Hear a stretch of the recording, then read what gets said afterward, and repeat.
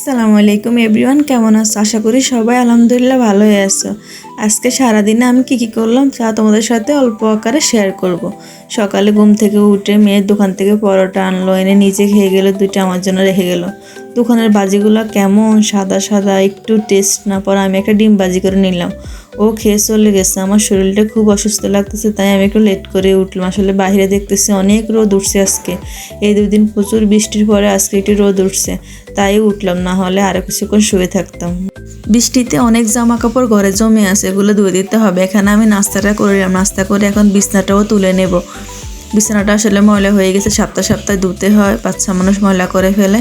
আমি সপ্তাহে একবার চেঞ্জ করে নিই। এখন এগুলো ভালো করে উঠে বিছানাটা আমি জেরে জোরে নতুন একটা বিছানা চাদর বিছিয়ে নেব। আসলে শরীর যত অসুস্থ থাকুক না কেন, নিজের কাজগুলো তো নিজেরাই করতে হবে। শুয়ে থাকার কোনো সিস্টেম নাই। আর বাচ্চা থাকলে তো হয়েছে, ওদের জন্য রান্না বান্না, মাদ্রাসা পাঠানো, খাওয়া দাওয়া করানো, এসব তো করতেই হয়। মা মানিয়ে যুদ্ধ করা। আর ফ্যামিলিতে হেল্প করার মতো কেউ না থাকলে নিজের কাজ নিজেরাই করতে হবে, এছাড়া উপায় নেই। আর আমরা গ্রামে থাকি, মধ্যবিত্ত মানুষ, অত বড় লোক না যে আমাদের কোনো হেল্পিং হ্যান্ড থাকবে। আমাদের নিজের কাজগুলো নিজেরাই সামলাতে হয়। বাচ্চা কাচ্চা সামলিয়ে, সংসারের কাজ সামলিয়ে, রান্নাবান্না করে, হাজব্যান্ডের সময় দিয়ে সব কিছু ম্যানেজ করতে হয় আমাদের একাই। এটাই আমাদের জীবন। আসলে মেয়েদের জীবনে কোথাও কোনো শান্তি নাই। একটা না একটা টেনশন, দায়িত্ব ওদের মাথার উপর থাকবে। যত অসুস্থ থাকুক না কেন, আমরা অসুস্থ বোধ করতে পারি না। আর আমাদের কষ্টগুলো চাইলেও কাউকে বোঝানো যায় না। আমাদের একাকিত্ব জীবন, সব কিছু মিলিয়ে আমাদের সুস্থ থাকতেই হয়। সমাজ, পরিবার, ফ্যামিলি সব কিছু মেনটেন করে আমাদের চলতে হয়। কে কি বলবে, কে আবার কি মনে করবে, সবার মন জুগিয়ে চলাই আমাদের কাজ। এখানে আমি সব কিছু জামা কাপড় নিয়ে নিলাম ধোয়ার জন্য। আমার জামা কাপড়, মেয়ের বিছনার চাদর, বোরগা। আসলে বর্ষার দিনে একটা বোরগা একবার পরলে আর পরা যায় না, এমনি কাদা হয়ে যায়। এই যে আমি এগুলো সুন্দর করে ধুয়ে এখন ছাদে রোদে মেলে দিলাম। প্রচুর রোদ, আজকে শুকিয়ে যাবে মনে হচ্ছে। বর্ষার দিন তো কোনো স্টেশন নাই, যে কোনো মুহূর্তে বৃষ্টি আসতে চলে আসতে পারে। এই বৃষ্টি হয়, আবার রোদ উঠে, কোনো ঠিক ঠিকানা নাই। এগুলো মেলে এখন যখন আমি নিচের দিকে চলে যাবো, হঠাৎ করে আমার কাঁঠাল গাছে না দেখলো কি একটা কাঁঠাল ফেঁকে কিসে জানি অর্ধেক খেয়ে ফেলছে। চলা, আমাদের গ্রামের ভাষায় চলা বলে, আপনাদের কোন জেলায় কি বলে তা তো আমি জানি না। অল্প পরিমাণ খেয়ে ফেলছে, আসলে না দেখলে পুরাটাই খেয়ে ফেলতো। এখন এটাকে ফাটতে হবে, এভাবে ঠেলা দিয়ে পারা যাবে না, কারোর গাছ উঠাতে হবে, নাহলে ফাঁকা কাঁঠাল তো ফেটে যাবে। এখন ডাবওয়ালা আসছিল, কিছু ডাব, অল্প কিছু ডাব আছে আমাদের কাছে, বিক্রি করবো। আর আমার শাশুড়ির গাছেরও কিছু আছে, ওগুলো বিক্রি করব।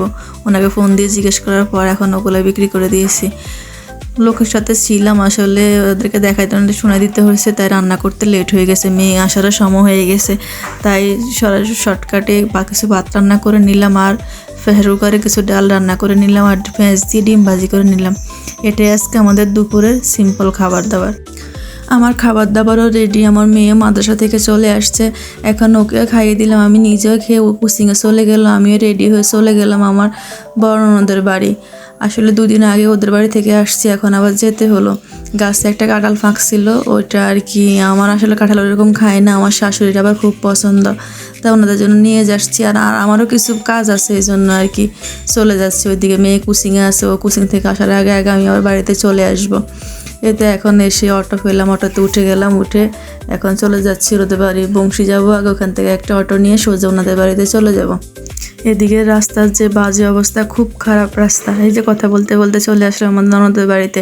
ওনারা জানো না আমি যে আসবো, এখানে বেশিক্ষণ লেট করবো না। এখান থেকে একটা হাঁস কিনবো, দেশি হাঁস কিনে আমি আবার চলে যাব বাড়িতে। ওই দিক থেকে আসার সময় মেয়ের জন্য কিছু সন্ধ্যার নাস্তা কিনে আনলাম। মা মেয়ে দুজনে মিলে সন্ধ্যার নাস্তাটা করে নিলাম। পেঁয়াজগুলো এত বাজে ছিল, একটু ভালো ছিল না। দেখতে ভালো দেখা যায়, কিন্তু খেতে একটু ভালো না। আমার মেয়ে একটা খাইছে, আরগুলো আমরা খাইনি, ওগুলো ফালাই গেছে। এখন আমি বংশী থেকে আসার সময় কিছু বাজার করে নিয়ে আসলাম। ওদের ক্ষেতের লতি কয়েক খুঁজছিল, পরে আমার একটু কিছু দিয়েছিল, আমার শাশুড়ি নিয়ে আসলাম।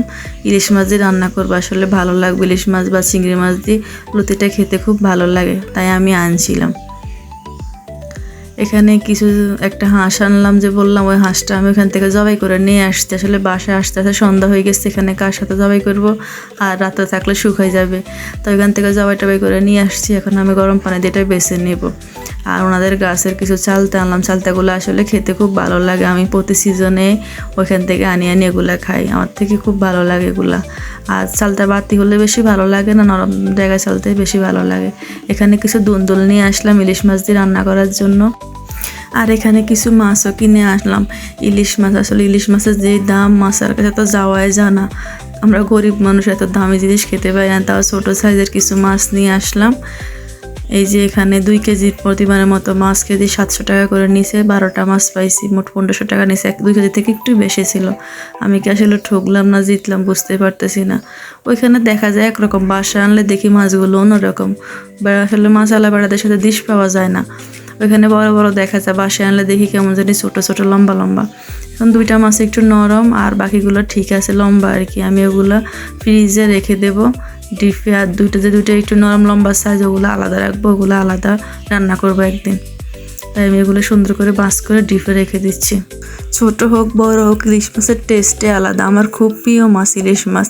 ইলিশ মাছের বাজি আর একটু তেল হলে তো আমার আর কিছুই লাগে না। এখানে আমি হাঁসটা একটা বলে নিয়ে আমি এক পাতিল গরম পানি করে নিয়েছি, ফুটন্ত গরম পানি। এখন এটাতে ঢেলে সুন্দর করে ভিজিয়ে আমি উল্টে পাল্টে এটাকে পরিষ্কার করে ফ্রিজে এখন রেখে দেবো, কালকে দিনে সকালে কাটবো। এখন রাত বাজে 9টা, 9:30। এখন আর এটা কাটতে পারবো না, কারেন্টও নাই। বড় ইয়েগুলো বাসি আমি ফ্রিজে রাখি দেবো।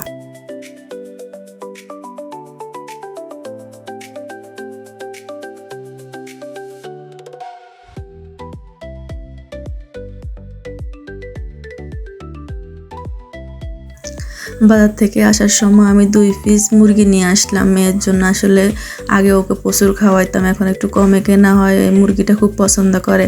তাই আজকে ডাব বিক্রি করার পর টাকাগুলো বারবার বলে, আম্মু আজকে আমার কি টিট দিবা।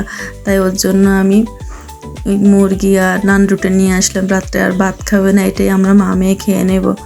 গরম গরম খেতে ভালো লাগে। আর এখানে সসগুলো, লাল যে সসটা, এখানে সব হোটেল আসলে এই সসটা দেয় না, কিছু কিছু হোটেলে দেয়। সসটা আমার কাছে খুব ভালো লাগে, জাল জাল লাগে আর কি। এখন আজকের ভিডিও আমাদের এখানেই শেষ। আমাদের এই সংক্ষিপ্ত ভিডিওটা তোমাদের কেমন লাগলো কমেন্ট করে জানাবা। আর আমার পাশে থাকবা, চ্যানেলটি সাবস্ক্রাইব করে দিবা, লাইক কমেন্ট শেয়ার করবা। তোমাদের সাপোর্ট আমার খুব প্রয়োজন। আমাদের মা মেয়ের পাশে থেকে সব সময় পাবেই। ধন্যবাদ সবাইকে। আসসালামু আলাইকুম।